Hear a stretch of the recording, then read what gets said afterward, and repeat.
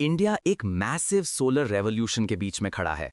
हर घर rooftop panels लगवा रहा है, companies large scale farms announce कर रही हैं और गवर्नमेंट 2030 तक रिन्यूएबल कैपेसिटी को ऑलमोस्ट ट्रिपल करने का टारगेट रख चुकी है।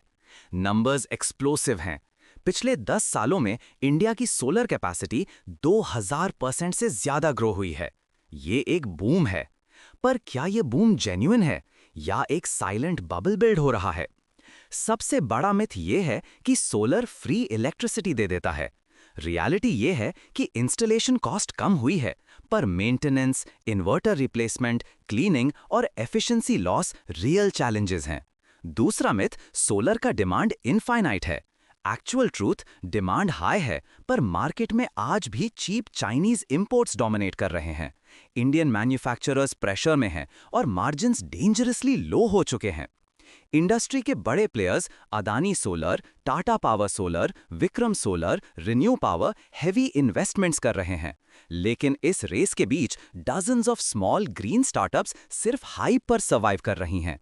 प्राइस वॉर इतना इंटेंस हो चुका है कि कई कंपनीज पैनल्स लॉस में बेच रही हैं, सिर्फ मार्केट कैप्चर के लिए। ये बबल का क्लासिक साइन होता है।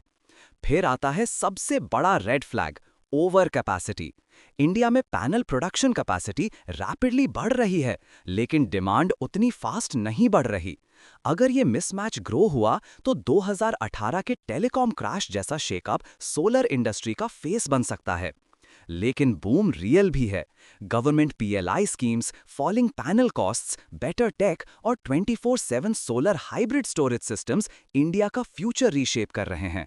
एक्सपर्ट्स कहते हैं कि लॉन्ग टर्म में सोलर इंडिया का बैकबोन बनेगा, पर शॉर्ट टर्म में करेक्शन ऑलमोस्ट गारंटीड है।